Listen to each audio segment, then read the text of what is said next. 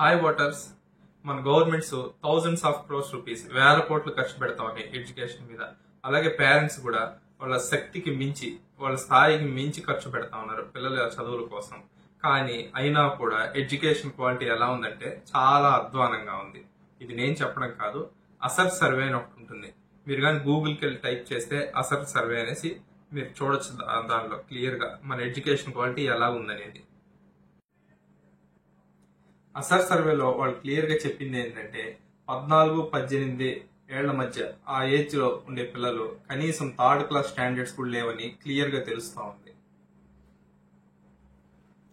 గత 10-15 ఏళ్ళుగా మీరు చూసినట్టయితే వివిధమైన చట్టాలు, పథకాలు వాటి కారణంగా డబ్బు ఖర్చు విపరీతంగా పెరిగింది పాఠశాల విద్యకి. చాలామంది పాపం ఇప్పటికి కూడా బాగా ఇంకా ఖర్చు పెడితే బాగా ఫలితాలు వస్తాయనుకుంటున్నారు. ఇది వాస్తవం కాదు. 2012 నుంచి ఇప్పటిదాకా మీరు చూసినట్టయితే ఖర్చు చాలా పెరిగినా కూడా 2012లోనే చాలా నాసిగా ఉంది విద్య. అది ఇంకా చెడిపోయింది, ఇంకా ప్రమాణాలు తగ్గినాయి. కాబట్టి మనం పెట్టే ఖర్చుకి పిల్లలు నేర్చుకునే దానికి మధ్య పొంతం లేకుండా పోయింది. డబ్బు ఖర్చు వద్దు విద్యలోనే ఎవరు అనరు, కానీ గుడ్డిగా ఖర్చు పెట్టడం ఒకటే పరిష్కారం కాదు. మరి గవర్నమెంట్స్ అలాగే పేరెంట్స్ ఇన్ని వేల కోట్లు ఎడ్యుకేషన్ మీద పెడుతున్న ఖర్చు అంతా వేస్టేనా అంటే టోటల్ వేస్ట్ అనే చెప్పాలి. ఇప్పుడున్న సిస్టంలో అయితే మనం ఊరిని ఖర్చు పెట్టచ్చు కానీ క్వాలిటీ అయితే పెరగదు.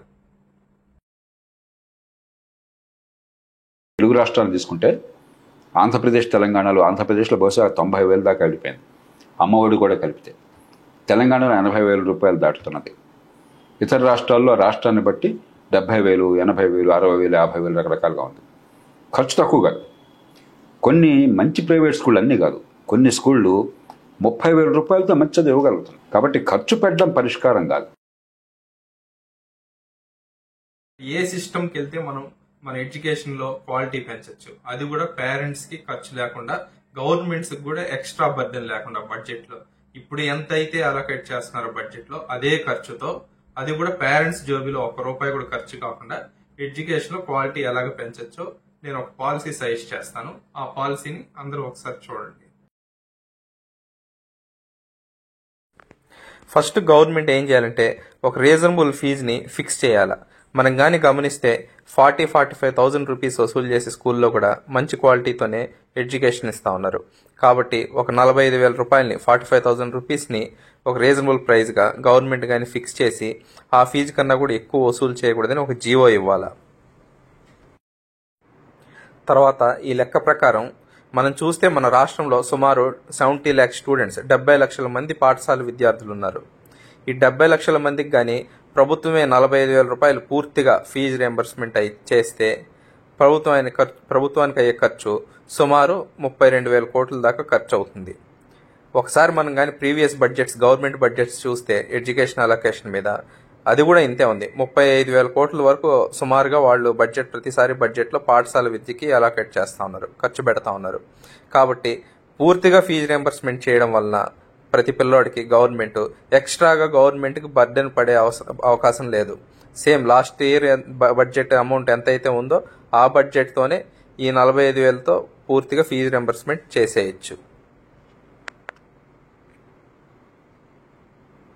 ఈ పాలసీ వల్ల ఏమేమి బెనిఫిట్స్ ఉన్నాయో ఇప్పుడు చూద్దాం. ఫస్ట్ బెనిఫిట్ ఏంటంటే పేరెంట్స్ కి జోబీ నుంచి ఖర్చు అవ్వదు, పూర్తిగా గవర్నమెంట్ భరిస్తుంది. కాబట్టి ఫీజు మొత్తం రోజు పడుకునే ముందు పేరెంట్స్ అయ్యో నెక్స్ట్ టర్మ్ ఫీజు ఎలా కట్టాలా, ఎంత పెరుగుతుందో, ఎలా అడ్జస్ట్ చేయాలని ఆందోళన అవసరం లేదు. అలాగే చాలా మంది పేరెంట్స్ వాళ్ళ అవసరాలని, వాళ్ళ ఎంజాయ్మెంట్స్ ని చాలా వరకు సాక్రిఫైస్ చేస్తారు పిల్లల ఎడ్యుకేషన్ కోసం. వాళ్ళ ఎడ్యుకేషన్ కి అమౌంట్ కావాలని, సేవింగ్స్ చేయాలని చాలా వరకు వాళ్ళ అవసరాలు, ఎంజాయ్మెంట్స్ అన్ని సాక్రిఫైస్ చేసి బతుకుతా ఉన్నారు. ఫస్ట్ ఈ ప్రాబ్లం సాల్వ్ అయిపోతుంది. సెకండ్ బెనిఫిట్ ఏంటంటే చాలా మంది పేరెంట్స్ నేను చూస్తూ ఉంటాను అప్పుడప్పుడు, అయ్యో మా పిల్లోడు బాగా పర్ఫామ్ చేస్తున్నాడు, వాడికి మంచి తెలివితేటలు ఉన్నాయి, కానీ నా దగ్గర ఆదాయం అంత లేదు, నా ఇన్కమ్ సరిపోదు, వాడిని ఇంకా ఎక్కువ ఫీజు కట్టి ఇంకా మంచి స్కూల్లో జాయిన్ చేయించడానికి నా ఇన్కమ్ సరిపోవట్లేదు. చాలా మంది పేరెంట్స్ బాధపడుతూ ఉంటారు. వాళ్ళకు కూడా ఈ పాలసీ వల్ల బెనిఫిటే, ఎందుకంటే మొత్తం గవర్నమెంటే భరిస్తుంది. కాబట్టి అప్పుడు అతనికి నచ్చిన స్కూల్లో వాళ్ళ పిల్లవాడిని జాయిన్ చేసుకునేదానికి పాసిబిలిటీ ఉంటుంది. మూడో ప్లస్ పాయింట్ ఏంటంటే ఈ పాలసీ వల్ల పేరెంట్స్ కి ఫస్ట్ చాయిస్ ఎక్కువ అవుతుంది, చాయిస్ ఉంటుంది. ఏ స్కూల్లో జాయిన్ చేయించాలనేది పూర్తిగా పేరెంట్స్ చాయిస్ అవుతుంది. ఎప్పుడైతే జనాలకి చాయిస్ వస్తుందో ఆటోమేటిక్ గా మార్కెట్ లో కాంపిటీషన్ ఉంటుంది. ప్రైవేట్ ఏ స్కూల్కైనా అమౌంట్ కాంట్రాక్ట్ ప్రకారం ఎంతమంది స్ట్రెంత్ ఉంటే అన్ని number of students into 45,000 government pay చేస్తుంది. కాబట్టి ఎంతమంది విద్యార్థులు ఉంటే అంత లాభం వస్తుంది. కాబట్టి గవర్నమెంట్ స్కూల్స్, ప్రైవేట్ స్కూల్స్ పోటీ పడి విద్యను అందించడానికి ట్రై చేస్తాయి. ఎందుకంటే స్ట్రెంత్ని బట్టే వాళ్ళకి ప్రాఫిట్స్ ఉంటాయి. కాబట్టి ప్రైవేట్ స్కూల్లో వారికి కాంట్రాక్ట్ ద్వారా వచ్చే 45,000 రూపాయల్లోనే శాలరీస్, బిల్డింగ్ మెయింటెనెన్స్ ఇలాంటి ఖర్చులన్నీ మేనేజ్ చేసుకుంటారు కదా. గవర్నమెంట్ ఎడ్యుకేషన్ డిపార్ట్మెంట్ కూడా అలానే ప్రతి విద్యార్థి పైన వచ్చే 45,000 రూపాయల్లోనే అన్ని వాళ్ళ ఖర్చులన్నీ మేనేజ్ చేసుకోవాలా. సరిగ్గా క్వాలిటీ మెయింటైన్ చేయకపోతే స్కూల్స్ స్ట్రెంత్ తగ్గిపోయి లాభాలు తగ్గిపోయి నష్టాల్లోకి వెళ్ళిపోతాయి. కాబట్టి ఖచ్చితంగా ప్రతి స్కూల్ పోటీ పడుతుంది. గవర్నమెంట్ స్కూల్ కావచ్చు, ప్రైవేట్ స్కూల్స్ కావచ్చు. అందరికీ ఒక డౌట్ రావచ్చు, ఈ కాంపిటీషన్ లో నిలబడలేక ఏదైనా ప్రైవేట్ స్కూల్ కానీ గవర్నమెంట్ స్కూల్లో కానీ విద్యార్థులు తగ్గిపోతే అలా అనేసి. ప్రైవేట్ స్కూల్ అయితే గవర్నమెంట్కి ఏం సంబంధం లేదు. కానీ ఒకవేళ గవర్నమెంట్ స్కూల్లో కానీ స్ట్రెంత్ తగ్గిపోతే ఏ గవర్నమెంట్ స్కూల్ అయితే స్ట్రెంత్ తగ్గిందో ఆ స్కూల్లో టీచర్స్ ని ఎక్కడైతే గవర్నమెంట్ స్కూల్ బాగా పర్ఫామ్ చేస్తున్నాయి అక్కడ అడ్జస్ట్ చేసుకోవచ్చు. ప్రపంచంలో ఎక్కడైనా సరే క్వాలిటీ కావాలంటే కాంపిటీషన్ ఉండాల్సిందే. కాంపిటీషన్ ఉన్నప్పుడు మాత్రమే క్వాలిటీ వస్తుంది. కాబట్టి స్కూళ్ళ మధ్య పోటీతత్వం పెరిగినప్పుడు క్వాలిటీ ఎక్కువ అయ్యేదానికి, మంచి క్వాలిటీ వచ్చేదానికి అవకాశం ఉంటుంది మనకి ఈ పాలసీ వల్ల. ఇప్పుడున్న రాజకీయ పార్టీలకి కావాల్సింది ఏంటంటే అధికారం. గెలవడమే వాళ్ళకి ప్రథమ లక్ష్యం.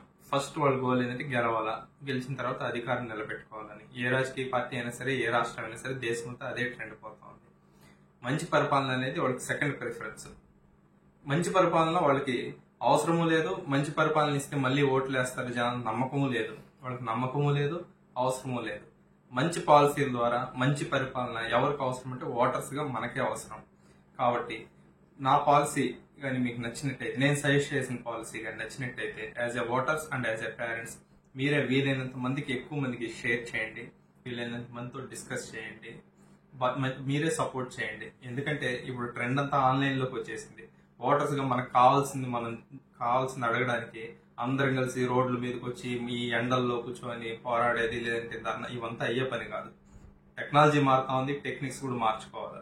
యాజ్ ఎ ఓటర్స్ గా మంచి పాలసీ అనిపిస్తే మీరే వీలైనంత మందికి షేర్ చేయండి. అది ఏ విధంగా వెళ్ళాలంటే ప్రతి పొలిటికల్ పార్టీలో ఉండే ప్రతి మెంబర్ కి ఈ పాలసీ గురించి తెలియాలి.